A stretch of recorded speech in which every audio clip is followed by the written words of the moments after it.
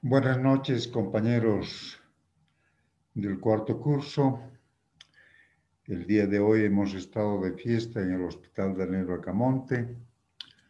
Hoy 20 de octubre recordamos su aniversario, 80 años ya que lleva ese nombre este hospital, pero lamentablemente por el asunto de la pandemia muchas cosas no se han podido realizar.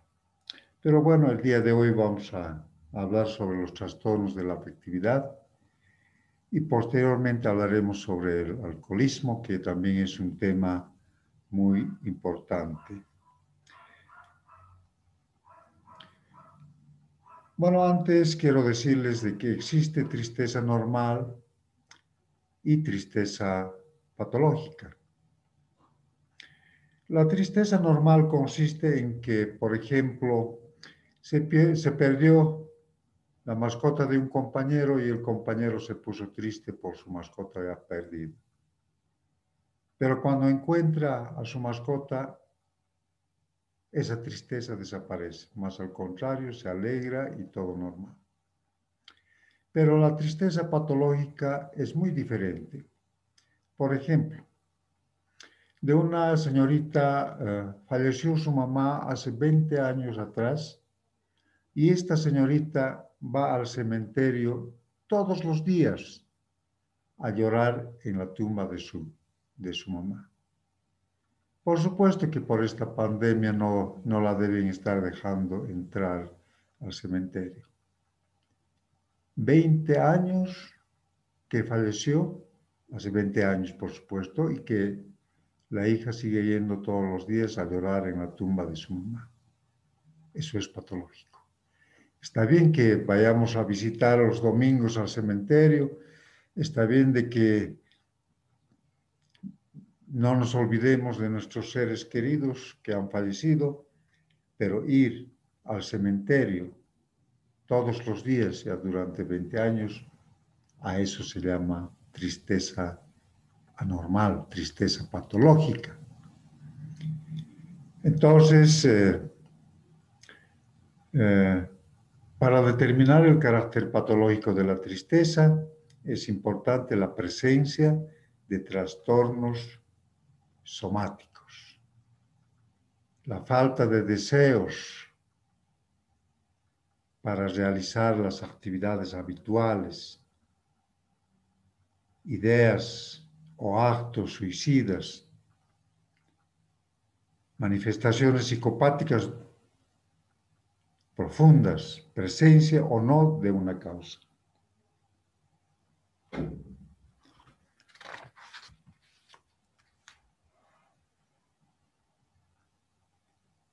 Además, al analizar la tristeza debe tomarse en cuenta la duración.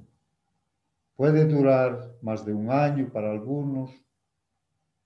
La profundidad significa lo que sirve en caso de alcanzar un nivel muy definido o psicótico, pero en los de otros niveles no es de utilidad. Y la presencia o no de una causa que justifique el cuadro.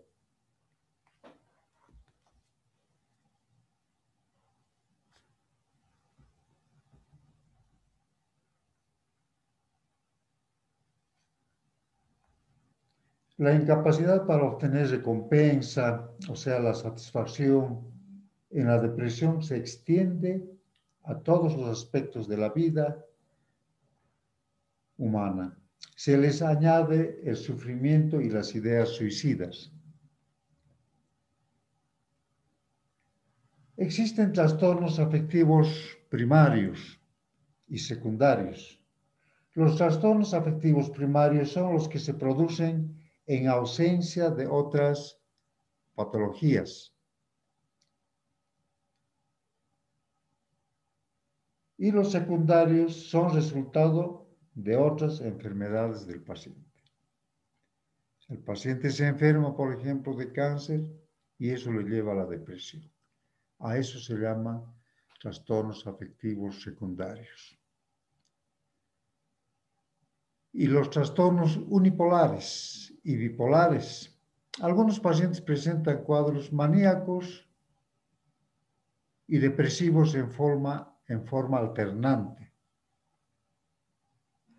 A eso podemos llamar alteraciones bipolares, mientras otros solo presentan cuadros depresivos. A esos llamamos trastornos unipolares. Existen depresiones endógenas y reactivas. Las diferencias entre estas dos alteraciones afectivas son los siguientes. Se observa enlentecimiento psicomotriz, insomnio matutino, pérdida de peso para los cuadros endógenos. Existencia de circunstancias que justifiquen la aparición del cuadro reactivo. Los cuadros reactivos predominan en los jóvenes. En las personalidades más estables predominan los cuadros endógenos. Los cuadros reactivos significa reacción a un problema que tuvo. O también se llaman, por ejemplo, depresiones situacionales. Entran en depresión por una situación que ha sufrido. Y las depresiones endógenas no tienen una causa externa. También podemos nosotros tomar en cuenta las depresiones psicóticas y neuróticas.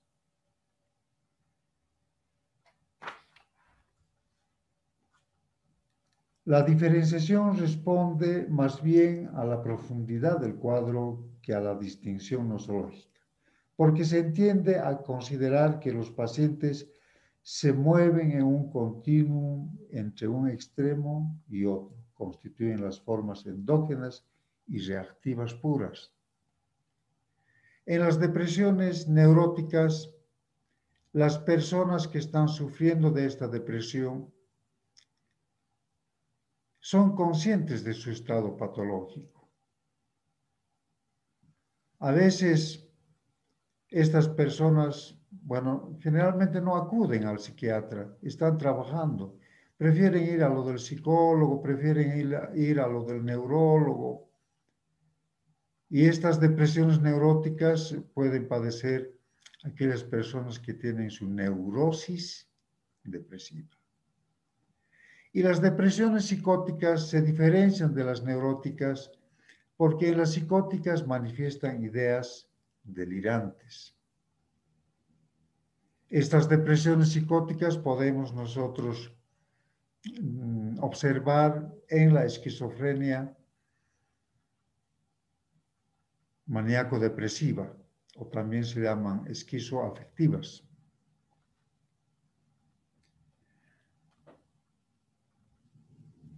Hablando de la etiología es diversa. Existen, digamos, factores hereditarios, pueden existir factores bioquímicos, factores endocrinos, factores constitucionales, factores fisiológicos, factores psicológicos.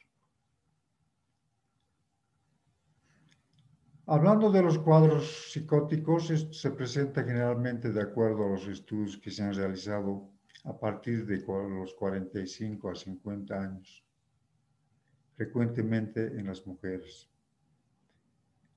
Hablando de los factores psicológicos en su etiología, pérdida de atractivos físicos, la jubilación les lleva también a la depresión, etc. En las formas clínicas está, por ejemplo, la crisis depresiva de la psicosis maníaco-depresiva, en forma depresiva, por ejemplo. Es una enfermedad que transcurre en forma de crisis depresivas y maníacas, separadas por intermisión o sea, por estados caracterizados por una completa desaparición de alteraciones psíquicas con la conservación de las cualidades promovidas de la personalidad, la ausencia de trastornos residuales estables, así como de modificaciones de la personalidad de cierta significación y de signos de defectos, aún en las múltiples recidivas y una evolución de muchos años. En la enfermedad de la psicosis maníaco-depresiva, en su fase depresiva, puede considerarse como el estado opuesto a la manía y se caracteriza por ánimo triste, pérdida de confianza en sí mismo y enlentecimiento mental. Hay bradipsiquia. Le cuesta pensar. Su pensamiento es lento. Los pacientes tienen la sensación dolorosa de ser incapaces de sentir en sus emociones. Se han secado y aunque quisiera, digamos, no pueden llorar. O sea, se secaron sus lágrimas y aunque quisiera llorar, no pueden llorar. Abatidos por sentimientos de culpa, autorreproches y hasta pueden tener ideas de suicidio y llegar a suicidarse. Abatidos por sentimientos de culpa, autorreproches, decíamos, carentes de energía, los problemas se hacen insuperables y tienen dificultades para tomar cualquier decisión. El pensamiento está enlentecido y la memoria, por supuesto, afectada. No pueden recordar, se les hace difícil. O sea, todas las funciones psíquicas están enlentecidas. Dificultad para pensar, dificultad para caminar, dificultad para atender. La inteligencia se disminuye, etcétera, etcétera.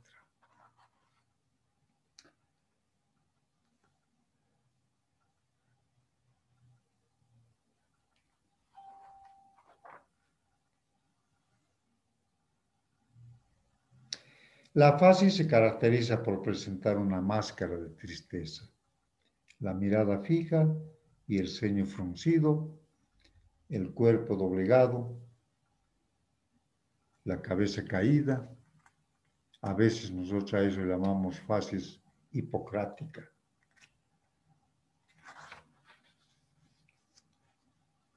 En síntesis, la fase depresiva en lo fundamental se determina por estado de ánimo abatido, inhibición de los procesos ideativos, o sea, de las funciones psicológicas, inhibición psicomotora y del lenguaje.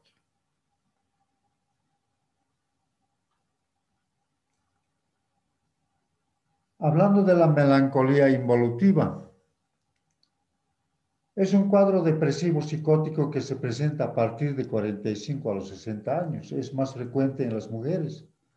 Entre los factores psicológicos se encuentran la pérdida de atractivos físicos, ¿no? No en vano pasan los años. La jubilación, extrañan su trabajo, extrañan a sus compañeros de trabajo, se quedan solos en su casa. Existe una creciente dependencia de los hijos. La muerte de los amigos puede llevar también a la melancolía involutiva. Estas depresiones se caracterizan por gran ansiedad. El paciente se muestra agitado, se retuerce las manos, camina constantemente, se queja. Los temores hipocondríacos son frecuentes, que están relacionados con vivencias de cercanía, de cáncer. Piensan que tienen enfermedades del corazón, piensan que tienen cáncer, etc. Son frecuentes las ideas delirantes de ruina, culpabilidad, autorreproche. El resto del cuadro clínico es habitual en las depresiones. En el trastorno bipolar quedan incluidas en esta categoría todas aquellas formas de la psicosis maníaco-depresiva, en la que se producen crisis depresivas y maníacas y en aquellas en que solamente aparecen las crisis maníacas. La crisis de manía. En esta crisis el enfermo se siente invadido de gran bienestar y felicidad. Expresa un optimismo exagerado y un exceso de energía que lo llevan a la hiperactividad y a concebir planes exagerados. El paciente maníaco presenta ánimo expansivo, con frecuencia irritable, hay taquipsiquia, o sea, aumento de la velocidad mental, que se traduce en la verborrea, en fuga de ideas, o sea, no le alcanza el tiempo para manifestar todos sus pensamientos, hace evadir, digamos, hace fugar las ideas que tiene en su mente, no le alcanza el tiempo para decir todas sus ideas. Se siente pletórico, seguro de sí mismo, carece de autocrítica y a veces presenta ideas de grandeza, lo que puede tener consecuencias desastrosas para el propio paciente. Suele dormir poco porque no sienten la necesidad de hacerlo. Se consideran líderes. Existe aumento del deseo sexual.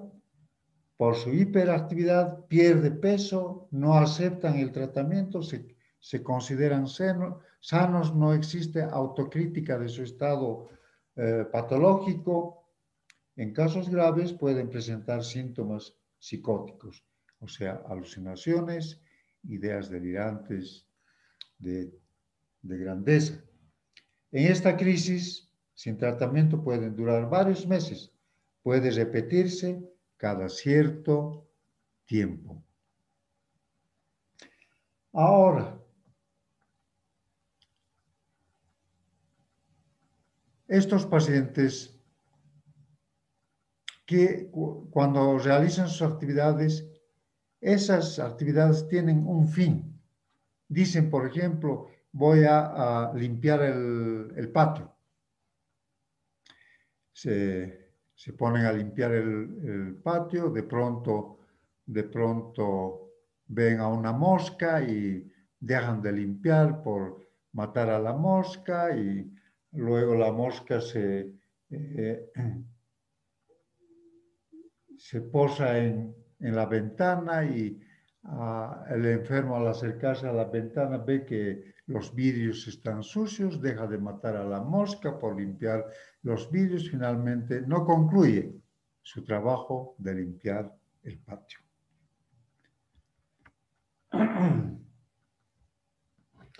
Bueno, también podemos nosotros hablar sobre el trastorno distímico.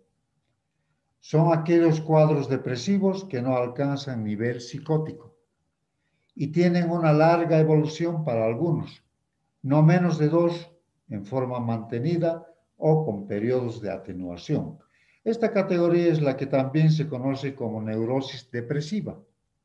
Sin embargo, la mayoría de los autores están de acuerdo en que es un trastorno definitivamente depresivo y nada tiene que ver con las neurosis. Estos enfermos se caracterizan por un estado de ánimo que presentan como insatisfacción, desagrado, falta de ánimo y desinterés hacia las cosas, disminución de la autoestima y sentimientos de inseguridad. También presentan insomnio, insomnio matutino, falta de apetito, pérdida de peso, impotencia o frigidez. Los trastornos ciclotímicos son cuadros hipomaniáticos y depresivos leves. Son interpretados como características de la personalidad. Cuando está en su fase, por ejemplo, maniática, hipomaniática, nosotros le observamos al compañero ya alegre, optimista, riendo a cada momento, y al mismo paciente o al mismo compañero podemos verlo triste, sin ganas de conversar, sin ganas de salir a pasear, etc. Pero su duración es corta. En esto podemos hablar también de la depresión atípica. Es una categoría residual. Son cuadros depresivos que no alcanzan nivel psicótico, tienen corta duración y las fases asintomáticas son de varios meses. Entonces, reitero, la depresión psicótica, la depresión neurótica. En la depresión de nivel ya psicótico no existe conciencia de su estado patológico, tiene ideas delirantes, puede tener alteraciones de la sensopercepción. En la depresión de nivel neurótico, sí son conscientes de su estado patológico, sí saben que están sufriendo esa alteración emocional. No existen ideas delirantes, no existen alteraciones de la sensopercepción. Tienen corta duración y las fases asintomáticas son de varios meses, tocando, por supuesto, la depresión atípica. Y la depresión enmascarada. En la depresión enmascarada son fases depresivas en cuyo cuadro clínico en el primer plano aparecen las alteraciones vegetativas y somáticas que enmarcarán los síntomas propiamente dichos depresivos. Las quejas y alteraciones somáticas incluyen dolores con frecuencia muy fuertes y paroxísticos en la región precordial, especialmente en la región precordial. Y las personas pueden pensar que están ya adoleciendo del corazón. El abdomen y la cabeza, en ocasiones acompañados de taquicardia, vómitos, trastornos intestinales y mareos. Por lo común, estos enfermos están bajo tratamiento de los médicos generales, de los médicos de la medicina interna, cirujanos o neurólogos, en dependencia de las quejas. O sea, si le empieza a molestar en el pecho, piensan que es el corazón y van a lo del cardiólogo, a lo del médico internista. Y si siente dolores de cabeza frecuentes, va a lo del neurólogo, etc. Y durante el interrogatorio se detectan los síntomas de depresión ciclotímica. Estado de ánimo decaído, agotamiento, obstáculos para la concentración, lentitud, dificultad en los procesos ideativos, hay inseguridad. El paciente consigue alivio a sus dolencias hasta que recibe tratamiento antidepresivo. O sea que estos pacientes, ¿por qué se llama depresión enmascarada? Porque estos pacientes no demuestran a través de su rostro que está teniendo depresión. Están sonriendo, intentando conversar. O sea, es como una máscara que tienen estas personas, una máscara que sonríe, por ejemplo. Pero internamente están sufriendo, internamente tienen esa depresión, pero no lo demuestran. La evolución y el pronóstico han sido expuestos de manera ya específica en la neurosis o en la depresión neurótica. Es importante el tratamiento psicoterapéutico y, por supuesto, también utilizando los antidepresivos. En la depresión psicótica es importante la utilización de los neurolépticos dependiendo de la sintomatología que presente. El diagnóstico positivo se realiza entre un cuadro en el que la alteración de la afectividad sea lo fundamental.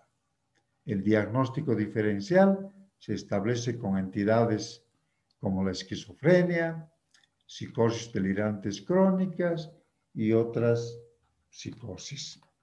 Entonces, eso es de lo que yo quería indicarles sobre las alteraciones de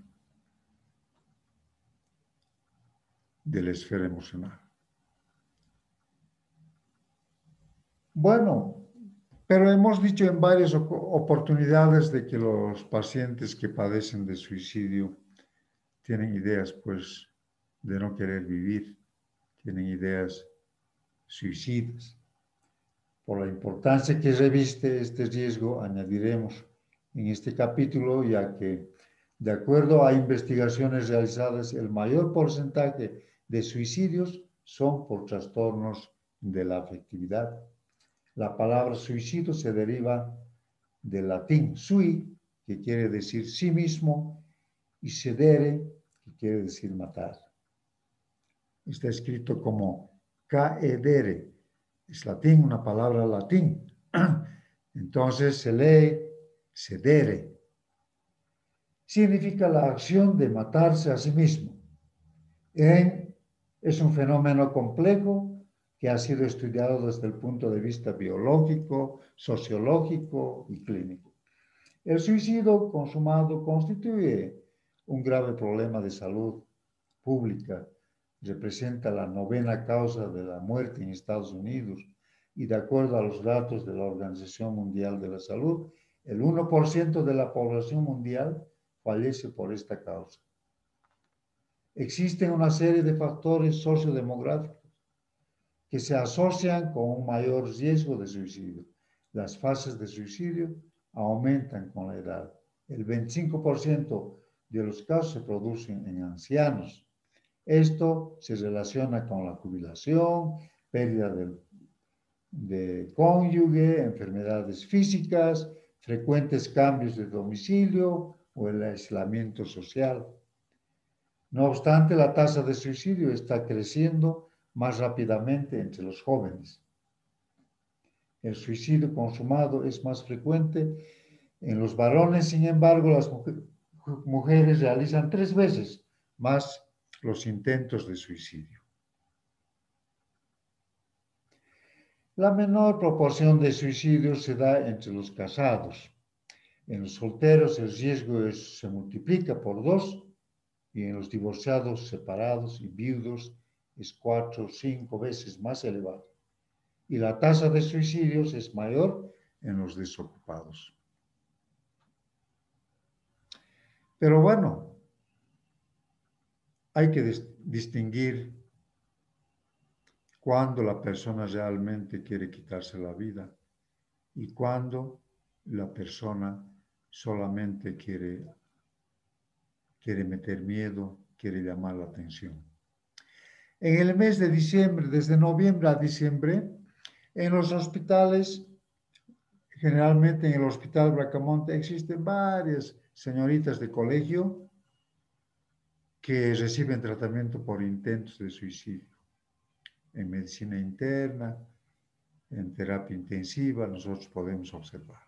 ¿Qué ocurre? ¿Por qué? Porque estas señoritas se reprobaron a fin de que sus papás no les riñan, entonces lo que hacen es tomarse algún medicamento en una dosis excesiva, o la raticida, la famosa raticida, ¿no? Y siempre toman, digamos, la raticida, se va a comprar, y bueno, mientras los papás están en la cocina, la chica, bueno, está con la hermanita en su habitación, agarra de pronto la chica, la señorita, el sobre de raticida y un poquito lo echa unos cuantos granitos, 2, 3 granitos a un vaso de agua y dice, mira, a su hermanita menor, no, mira, me voy a matar. Entonces lo toma porque sabe de que la chiquita va a correr a avisar a sus papás. Y los papás van a acudir inmediatamente a la habitación y luego al hospital. Eso es para alarmar, eso es para meter miedo a los papás o al enamorado. A veces, por llamar la atención al enamorado, en vista del enamorado se toman supuestamente algunas tabletas de cualquier medicamento. Y bueno, entonces, eso quiere decir de que estos pacientes o estas personas simplemente quieren llamar la atención. Yo conocí a una pareja, el enamorado era casado y la enamorada era una chica de colegio. Y les pidió, pues la enamorada les encontró allá bien abrazaditos en una de las esquinas. Y bueno, estos se encontraron otro día y dijeron, la chica le dijo, mira, yo te amo y yo sé de que tú me amas. Entonces tu esposa nos ha pillado y ¿cuál es la decisión que debemos tomar? Entonces yo te sugiero de que nos quitemos la vida, porque no vamos a poder vivir así al medio de este problema. Entonces el enamorado le aceptó, dijo, ya, sí, nos queremos, nos amamos. Y bueno, mi esposa, claro, nos ha pillado y sí, mejor nos quitaremos la vida y allá en la paz del Señor vamos a estar juntitos sin que nadie nos moleste. Entonces, en la Uyuni se compraron un cuchillito, se compraron una botellita de Singani y se fueron a los baños de Chaquí. Llegaron a los baños de Chaquí, se fueron a un lugar alejadito, se ubicaron en un hoyo donde habían hecho antes unos adobes. Entonces se ubicaron y dijeron, bueno, nos tomaremos un poco para perder el miedo. Tenían miedo cortarse las venas, ¿no? Entonces tomaron el cinganito y bueno, se excedieron, acabaron la botellita y quedaron dormidos. No lograron matarse. Y al día siguiente tuvieron que retornar a la ciudad de Potosí. Pero aquellas personas que realmente quieren suicidarse, pues lo planifican perfectamente bien como para no, para que el suicidio no se frustre, ¿no? Para que sea completo. Bueno, también me enteré de un caso en que, bueno, la chica le da una carta a su enamorado y le dice, esta carta llévalo ande la amiga, ¿no? Tenían una amiga. Entonces, en el bus, claro, en el micro, ¿no? La curiosidad del chico hizo de que en el bus abriera la carta, ¿no? Leyó la carta y decía, bueno, pórtense bien, de que yo siempre les voy a estar viendo, les voy a estar apoyando en todo y bueno, yo jamás les olvidaré. Entonces, bueno, dijo, bueno, ¿por qué está escribiendo así esta carta? ¿Por qué escribió? ¿No? Entonces, inmediatamente se dio cuenta de que era una carta de despedida. Y bueno, se bajó del bus cuando estaba cerca a la casa de su amiga, corrió, tocó la puerta, la llamó a su amiga y dijo, mira, la fulanita me ha dado esta carta para que yo te entregue, pero mi curiosidad hizo de que la abriera.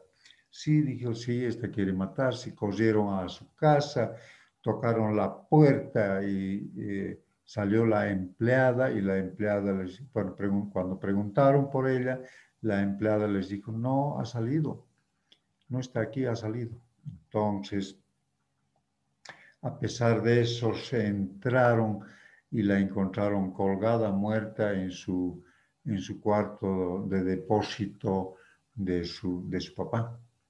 O sea, que a la empleadita le dijo, estoy saliendo. Salió por la puerta de calle y sin que se dé cuenta la empleada volvió a entrarse por su tienda. Y la empleada no sabía que estaba ahí adentro. Pensó que efectivamente salió. Entonces, ustedes tienen que distinguir. El que quiere realmente matarse, lo planifica perfectamente bien para que no falle el suicidio. En cambio, el otro caso es para llamar la atención, para que lo meta miedo al enamorado, etc. ¿No? Entonces, esa situación del suicidio es importante que ustedes conozcan. Pero cuando se presente al consultorio una persona con esas ideas, por supuesto que no les va a decir quiero matarme, ¿no? ¿Y cómo ustedes van a detectar de que esa persona está con depresión? A través de sus palabras. Esa persona, ese paciente les ha de decir, no duermo en las noches, despierto agotada, no, sin querer levantarme de la cama, me siento aburrida, para mí la vida ya no significa nada, quisiera irme lejos como para no volver. está queriendo, es una depresiva y está teniendo ideas de suicidio. ¿Qué tendrán que hacer? Decirle al familiar de que no la dejen sola, que siempre esté acompañada, y si recetan los medicamentos, tendrán que, bueno, pedirle a los familiares que ellos le administren la medicación, no darle a la paciente, porque o sea, la paciente no tiene que agarrar esos medicamentos en su velador. Los familiares son los que tienen que darle en su horario y constatarse que ha tomado, porque pueden acumular en su velador los medicamentos, pueden no tomar engañando a sus familiares y cuando ya tenga 10, 20 tabletas, tomarse de todo en uno para quitarse la vida. Entonces, esa es la situación del cuadro del suicidio. Muy bien, quería yo hablarles sobre este problema de los trastornos afectivos y enseguida vamos a hablar sobre el alcoholismo.